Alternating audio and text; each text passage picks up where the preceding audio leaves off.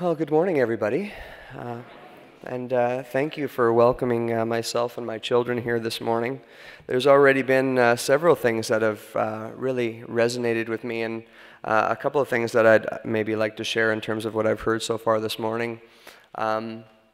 Probably the first thing that I'd like to share, because actually there's quite a few of you that I know, and actually the story I'm about to share is one that I'm not ashamed of, and I think we should be talking more openly about these types of things. But it was the story that was told to the children that really resonated with me, because for myself personally, these last 4 months, I've been on my own personal journey. Because I really had started to become somebody that I didn't recognize in the mirror anymore, and somebody that I wasn't proud of. I was in a new role, obviously, in the community, and it was consuming me. And I was no longer putting my family first. And over the course of this personal journey I've been on, really doing some inner reflection, as you're going to do later on in terms of the future for your congregation and the building. But really for me, it was, why am I doing the things that I'm doing? And so the first story to the kids really resonates with me, because I asked for help in ways that I needed to. And I can tell you that it has been the most incredible step I've ever taken. Now my wife and I are stronger than we've ever been, and I can tell the difference in our children, seeing that positive energy at home, and have made the steps that I need to make my family number one. And I can tell you that I wasn't living that. And so that really resonated with me, and I have no problem sharing that, because it's who I am. And like I say, I think we all need to be more open to sharing our journeys. And so it's been a very amazing personal journey for me. But I can tell you that leading up to it, I was not happy with the person I was becoming. But life is good now, and I'm so happy that I put my family first. And I actually think I'm better at my job now because of it.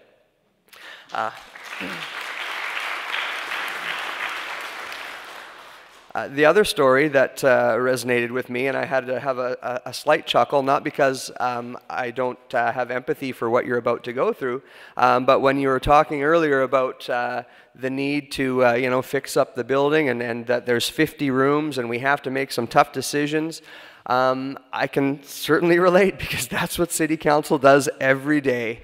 Because we know those 50 rooms are important, and they all serve functions that are very important for our community. And so we have to, unfortunately, prioritize which rooms should be done first. Maybe some projects should be held off till next year.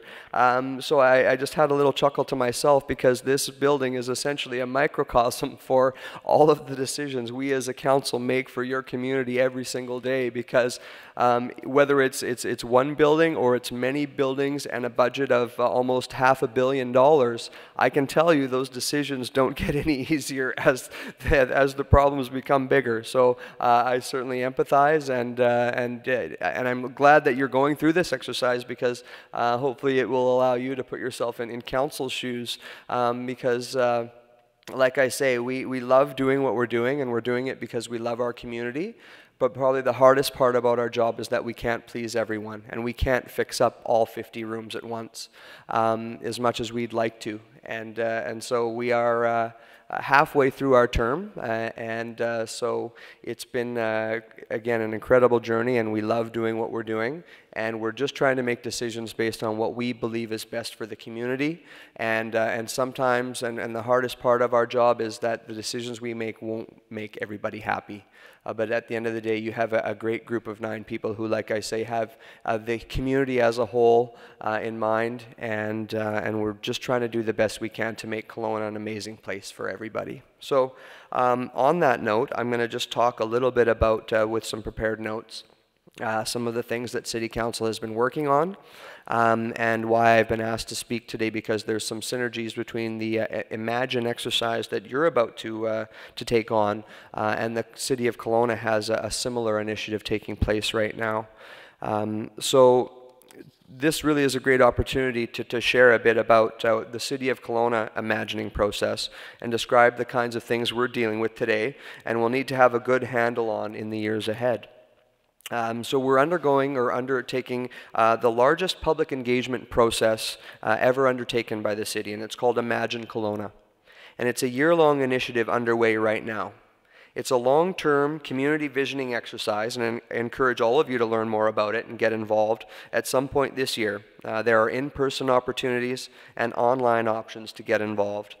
So if you just Google Imagine Kelowna, you'll find the appropriate web page. But what it is we're trying to anticipate what our city will be like in 25 years. And we need everyone's perspective on how change will be driven by shifts in technology, resources, demographics and governance, urban patterns, economic factors and social factors, just to name a few of the global, local, and behavioral influences. Obviously, the faith community is an important part of our city's future. You have always played a big role in reaching out to the less fortunate members of our community, and I know you have been instrumental in getting new Syrian citizens settled in Kelowna. Kelowna has made a shift this year in our traditional responsibilities by acknowledging that we want to play a role in our community's social development. We have tended to focus on our economic and cultural development, and now we want to see if we can help make similar contributions to help knit together the many excellent social agencies that are doing great work in Kelowna. The city has hired a social development manager who is now getting acquainted with the community and our social services partners. Together, they will create a plan that gets people the help they need, whether that's mental health services, addiction services, or housing. We know these issues are not going to go away, and we need to look into the future to make sure we can handle what comes our way and not be overwhelmed because we didn't plan ahead. I know Council meets annually with the faith community to exchange ideas about where our community is going. And Imagine Kelowna and Imagine First United gives us even more to talk about this year. Besides social issues, probably one of the biggest influences on our imagined future is technology and the possibilities it brings to the table. The emergence of the technology sector in our region is something Council and other agencies have worked hard to establish, and it's really starting to take off. It's the fastest growing economic sector in Kelowna, generating all kinds of spin-offs, from construction to the hospitality sector to retail supplies and services. A couple of weeks ago, Accelerate Okanagan released the results of its second economic impact study tracking the growth of the technology sector in the valley. It found that at the end of 2015, the economic impact of our 633 technology businesses now amounts to $1.3 billion per year.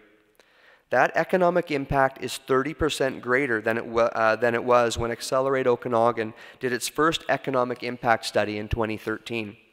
So in just 2 years, the economic impact increased by 30%, and those employed by local tech companies grew to 7,600 people, an increase of more than 1,000 jobs since 2013. This kind of sustained growth in a single economic sector is almost unheard of in Kelowna, and it's a trend that bodes well for Kelowna's economic health in the future. And it's an area the city has invested in by developing its own fiber optic network that local businesses can tap into at more affordable rates than commercial telecommunications companies can offer. It's a network that also saves us money and makes our civic operations faster and more efficient. Plus, it's a revenue stream that takes some pressure off our need for taxes. But we can also see how technological advances create problems, too, if we're not ready for them. Just look at Airbnb and Uber, for example. Some of you may be familiar with those companies.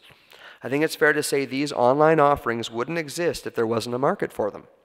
Some people are just looking for a different experience or a different rate structure, or sometimes it's just availability. However, there's no denying these services are currently operating outside the rules as they exist today. While traditional businesses like hotels or taxi services operate with municipal business licenses and in the appropriate land use zones, these new online services do not. From Council's perspective, we want to be fair but firm when we establish some rules and enforcement for these online room services. Council instructed staff to implement a combination of zoning and business license updates to permit short-term rentals and balance rental market needs against emerging trends and property owner desires. The goal is to provide additional options for Kelowna visitors and support the emerging sharing economy while limiting negative impacts on city neighborhoods. So Council will have a look at what comes back from staff and will make a decision on a fair but firm way forward on this issue. We're also looking at what other cities are doing and what the province comes up with for the sharing economy, particularly Uber, since the province licenses the taxi industry. As a city, we want to be innovative and attract creative entrepreneurs to set up businesses. Kelowna welcomes these new technologies, but we want to ensure we have a level playing field for everyone. So it's pretty clear this city is already changing, thanks to continued growth in the tech sector, the development sector, post-secondary education, and healthcare sectors. There are more young professionals in our community than ever before. As a result, we're seeing the types of things happen in Kelowna that appeal to a more active citizen. For example, our downtown is being revitalized with public and private sector investments and improvements. This week, the Canadian Federation of Independent Business put Kelowna at the top of its annual list for most entrepreneurial cities in the country. And KPMG said earlier this year, Kelowna is the most affordable place to do business in Western North America. There is a shift happening. We've been known for a long time as a nice place to retire, and that's still true. But we're also seeing growth in the younger demographic. This isn't happening by accident. It's happening because this council and previous councils had a vision to make our community an inclusive place where talent and innovation are valued. UBC agreed, and the provincial government did, that Kelowna has a lot to offer young people, so they have invested multi-millions of dollars over the past decade to create the beautiful Okanagan campus that we have. Okanagan College, Interior Health Authority, and Kelowna International Airport are also expanding and investing in a future here, where young business professionals and health practitioners want to develop their careers. These economic pillars of our community share the City of Kelowna's vision for an innovative, inclusive city that is open to opportunity. We want to be a place that attracts and retains bright, energetic people who are involved in the community. We're seeing a community that embraces entrepreneurship and is creating much-needed jobs that will open up further opportunities for those who choose to call Kelowna home. We're seeing continued investment and sponsorship from government and the private sector in arts and culture. The cultural sector is vital to our local economy when we're trying to create an energetic, diverse community. I'm almost finished, I promise. We're seeing continued investment in creating a healthy community through the construction of new active transportation corridors and transit infrastructure. We also know that access to housing is a real concern to keep post-secondary graduates here and attract young professionals to Kelowna, as well as having suitable housing for our senior population. We continue to look at new and innovative ways to create much-needed rental and market housing for people of all income levels. And we're seeing more rental units being built and development of more affordable housing options. As an open and inclusive city, City Council and staff work to make sure people from all walks of life can find their place in our community. In 2016, construction was completed or started on a total of 1,048 units of much-needed purpose-built rental housing. It's a start, and we know there is more funding coming for housing from the federal and provincial governments. It's just going to take some time to catch up. Ultimately, that's what Council does, try to make sure the quality of life for our citizens is as good as we can make it. The big challenge ahead of us is to make sure we can provide a quality of life that our residents continue to rate highly. In 2015, 94% of citizens polled by Ipsos Reid told us their quality of life here was good or great. To maintain that high satisfaction rate, we will need to continually adapt to meet our increasingly diverse citizens' needs and wants. That's why the Imagine Kelowna initiative and all other public engagement efforts are important. We need to hear from you and tell us what you like and what you want to see in our future. Your feedback helps us focus on being a well-run city and ensures we're planning for the future. We want to ensure smart, skilled people like you and your children can find your place in our community. That's what Council strives for every day, and I'm encouraged that we're making good progress for your future here and our city's long-term future.